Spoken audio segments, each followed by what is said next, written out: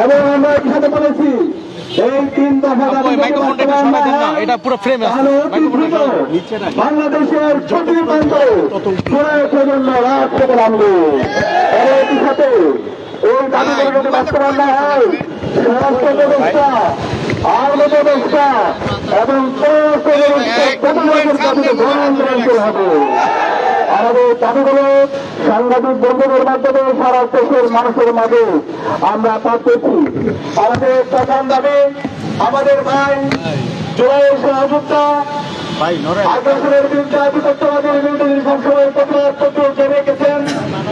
শরীফ ওসমান হাদির উপর গুলিবর্ষণের সঙ্গে জড়িত প্রত্যক্ষ হামলাকারী পরিকল্পনাকারী সহায়তাকারী সকল সন্ত্রাসীদেরকে দ্রুত সময়ের মধ্যে গ্রেপ্তার করতে হবে। একই সাথে গোয়েন্দা সংস্থা সহ রাষ্ট্রের সকল সংশ্লিষ্ট অর্গানকে দ্রুত জবাবদিহিতার আনতে হবে। একই সাথে যাদের গাফিলতি প্রমাণিত হবে তাদের বিচারের মুখোমুখি করতে হবে। একই সঙ্গে যারা হামলায় সমর্থন জুগিয়েছে হাদি ভাই এবং জুলাই বিপ্লবীদেরকে যারা হত্যাযজ্ঞ করেছে সেই কাল চাল ব্রিটিশ চক্রের বিরুদ্ধে সম্পূর্ণভাবে বয়কট করতে হবে। আমাদের এই কাল চাল ব্রিটিশ চক্র আমাদের ভাই ওসমান শরীফ হাদি ভাইকে হত্যাযজ্ঞ করেছে এবং জুলাই প্রজন্মকে হত্যাযজ্ঞ করেছে। এই কালচারাল ব্রিটিশ চক্রের বিরুদ্ধে আমাদের সামাজিকভাবে বয়কট করার জন্য বাংলাদেশের সবাইকে আহ্বান করছি। আমাদের ২ নম্বর দাবি আগামী ৪৮ ঘন্টার মধ্যে নিষিদ্ধ লীগের বিরুদ্ধে এলাকা ভিত্তিক জরুরি অভিযান শুরু করতে হবে।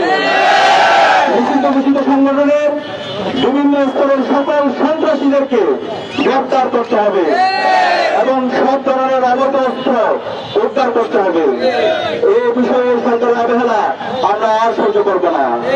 ৩ নম্বর দাবি ভারতীয় আধিপত্যবাদের বিরুদ্ধে প্রথম অপরিহার্য পদক্ষেপ হিসেবে খুনি হাসিনাকে দেশে ফিরিয়ে এনে তার বিরুদ্ধে মানবতা বিরোধী অপরাধের প্রদত্ত রায় কার্যকর করতে হবে। গণহত্যাকারী সন্ত্রাসীদের আশ্রয় দেওয়ার প্রতিবাদে ভারতের সঙ্গে কূটনৈতিক সম্পর্ক পুনর্বিবেচনা করতে হবে। অভিযুক্তদের ফেরত না দেওয়ার কোনো পর্যন্ত কূটনৈতিক সম্পর্ক স্বাভাবিক করা যাবে না।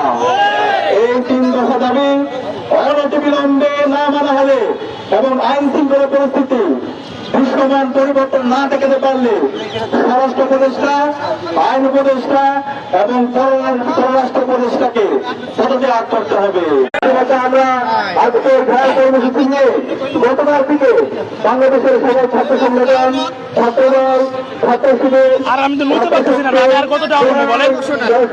ছিল সামাজিক এই ৩ দফা দাবির ব্যাপারে তারা সংহতি প্রকাশ করেছে।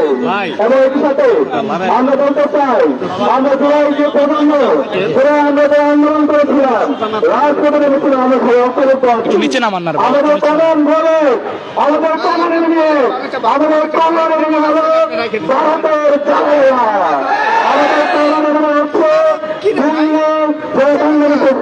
কায়েম করেছে।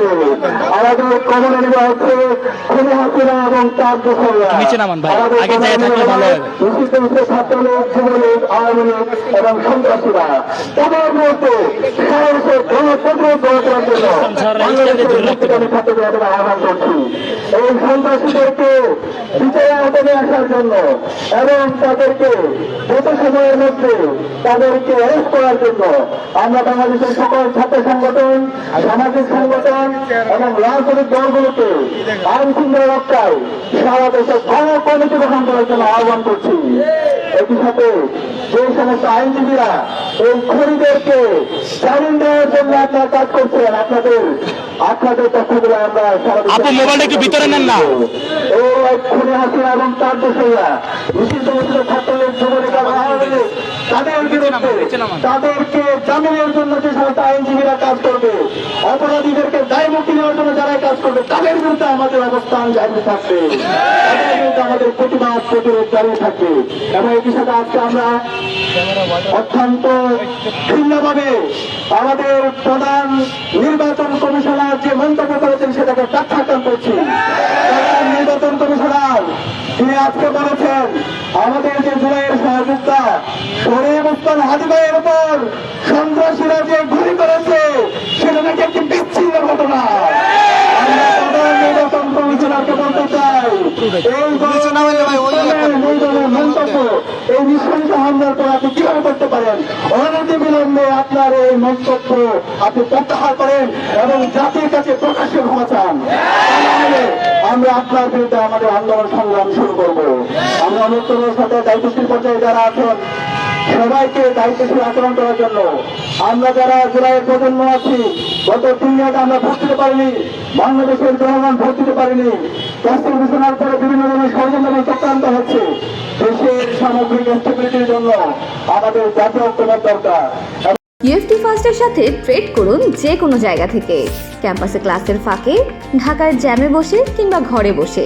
ট্রেডিং এখন হাতের মুঠোয়, তাই ট্রেড করুন যখন খুশি যেখানে খুশি।